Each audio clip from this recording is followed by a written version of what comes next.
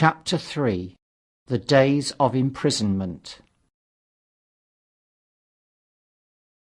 The arrival of a second fighting machine drove us from our peephole into the scullery, for we feared that from his elevation the Martian might see down upon us behind our barrier.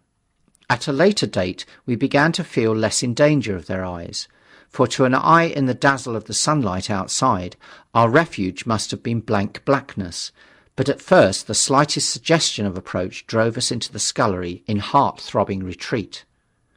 Yet terrible as the danger we incurred, the attraction of peeping was for both of us irresistible, and I recall now with a sort of wonder that in spite of the infinite danger in which we were between starvation and a still more terrible death, we could yet struggle bitterly for that horrible privilege of sight. We would race across the kitchen in a grotesque way between eagerness and the dread of making a noise, and strike each other and thrust and kick within a few inches of exposure. The fact is that we had absolutely incompatible dispositions and habits of thought and action, and our danger and isolation only accentuated the incompatibility. At Halliford I had already come to hate the curate's trick of helpless exclamation, his stupid rigidity of mind. His endless muttering monologue vitiated every effort I made to think out a line of action, and drove me at times, thus pent up and intensified, almost to the verge of craziness. He was as lacking in restraint as a silly woman. He would weep for hours together, and I verily believe that to the very end this spoiled child of life thought his weak tears in some way efficacious.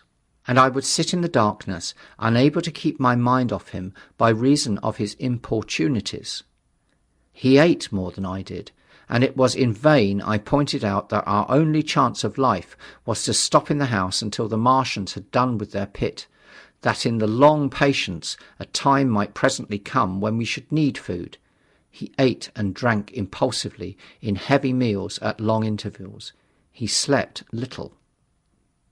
As the days wore on, his utter carelessness of any consideration so intensified our distress and danger that I had, much as I loathed doing it, to resort to threats and at last to blows. That brought him to reason for a time. But he was one of those weak creatures, void of pride, timorous, anemic, hateful souls, full of shifty cunning, who face neither God nor man, who face not even themselves. It is disagreeable for me to recall and write these things, but I set them down that my story may lack nothing. Those who have escaped the dark and terrible aspects of life will find my brutality, my flash of rage in our final tragedy, easy enough to blame, for they know what is wrong as well as any, but not what is possible to tortured men. But those who have been under the shadow, who have gone down at last to elemental things, will have a wider charity.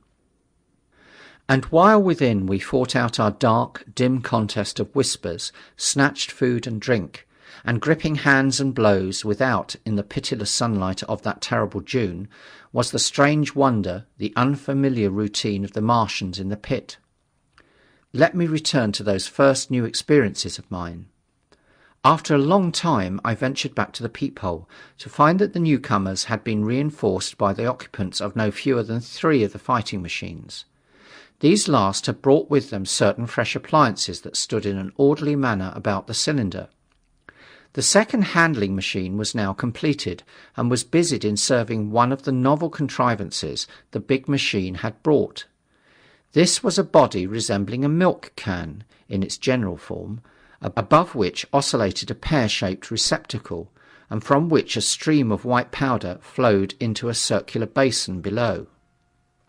The oscillatory motion was imparted to this by one tentacle of the handling machine.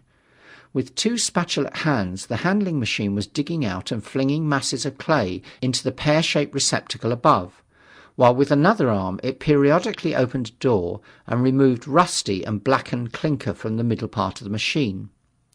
Another steely tentacle directed the powder from the basin along a ribbed channel towards some receiver that was hidden from me by the mound of bluish dust. From this unseen receiver a little thread of green smoke rose vertically into the quiet air. As I looked, the handling machine, with a faint and musical clinking, extended, telescopic fashion, a tentacle that had been a moment before a mere blunt projection, until its end was hidden behind the mound of clay. In another second it had lifted a bar of white aluminium into sight, untarnished as yet and shining dazzlingly, and deposited it in a growing stack of bars that stood at the side of the pit. Between sunset and starlight, this dexterous machine must have made more than 100 such bars out of the crude clay, and the mound of bluish dust rose steadily until it topped the side of the pit. The contrast between the swift and complex movements of these contrivances and the inert, panting clumsiness of their masters was acute, and for days I had to tell myself repeatedly that these latter were indeed the living of the two things. The curate had possession of the slit when the first men were brought to the pit. I was sitting below, huddled up, listening with all my ears. He made a sudden movement backwards, and I, fearful that we were observed, crouched in a spasm of terror. He came sliding down the rubbish and crept beside me in the darkness, inarticulate, gesticulating, and for a moment I shared his panic.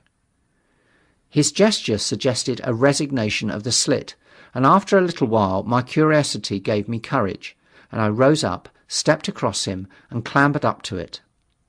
At first I could see no reason for his frantic behaviour. The twilight had come, the stars were little and faint, but the pit was illuminated by the flickering green fire that came from the aluminium making. The whole picture was a flickering scheme of green gleams and shifting rusty black shadows, strangely trying to the eyes.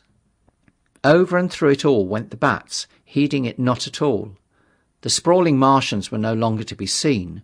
The mound of blue-green powder had risen to cover them from sight, and a fighting machine with its legs contracted, crumpled and abbreviated stood across the corner of the pit.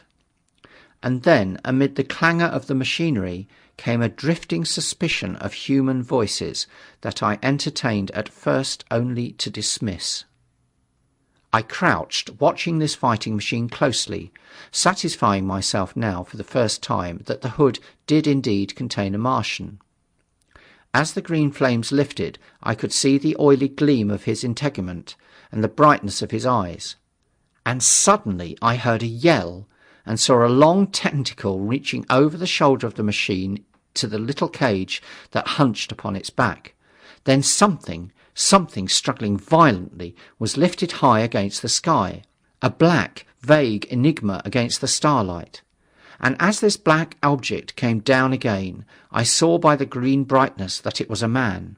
For an instant he was clearly visible. He was a stout, ruddy, middle-aged man, well-dressed. 3 days before, he must have been walking the world, a man of considerable consequence. I could see his staring eyes and gleams of light in his studs and watch chain. He vanished behind the mound, and for a moment there was silence, and then began a shrieking and a sustained and cheerful hooting from the Martians. I slid down the rubbish, struggled to my feet, clapped my hands over my ears, and bolted into the scullery. The curate, who had been crouching silently with his arms over his head, looked up as I passed, cried out quite loudly at my desertion of him, and came running after me. That night, as we lurked in the scullery, balanced between our horror and the terrible fascination this peeping had, although I felt an urgent need of action, I tried in vain to conceive some plan of escape. But afterwards, during the second day, I was able to consider our position with great clearness. The curate, I found, was quite incapable of discussion. This new and culminating atrocity had robbed him of all vestiges of reason or forethought. Practically, he had already sunk to the level of an animal. But as the saying goes, I gripped myself with both hands. It grew upon my mind, once I could face the facts, that terrible as our position was, there was as yet no justification for absolute despair. Our chief chance lay in the possibility of the Martians making the pit nothing more than a temporary encampment, or even if they kept it permanently, they might not consider it necessary to guard it, and a chance of escape might be afforded us. I also weighed very carefully the possibility of our digging a way out in a direction away from the pit, but the chances of our emerging within sight of some sentinel fighting machine seemed at first too great.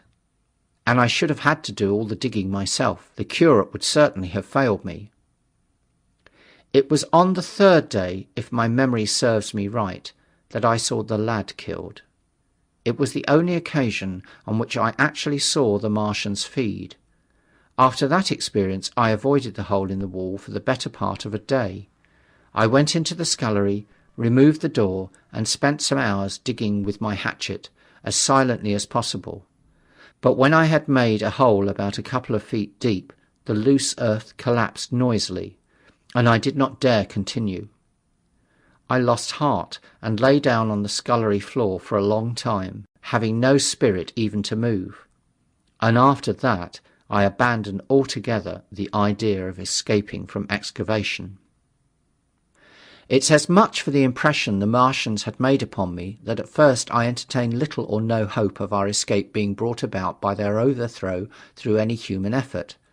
But on the fourth or fifth night, I heard a sound like heavy guns. It was very late in the night, and the moon was shining brightly.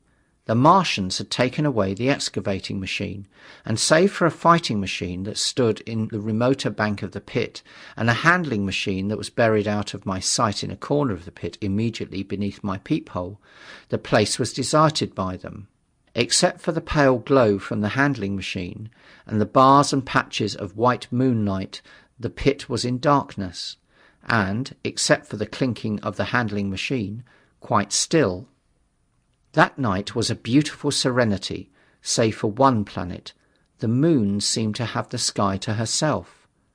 I heard a dog howling, and that familiar sound it was that made me listen. Then I heard quite distinctly a booming, exactly like the sound of great guns. 6 distinct reports I counted, and after a long interval, 6 again. And that was all.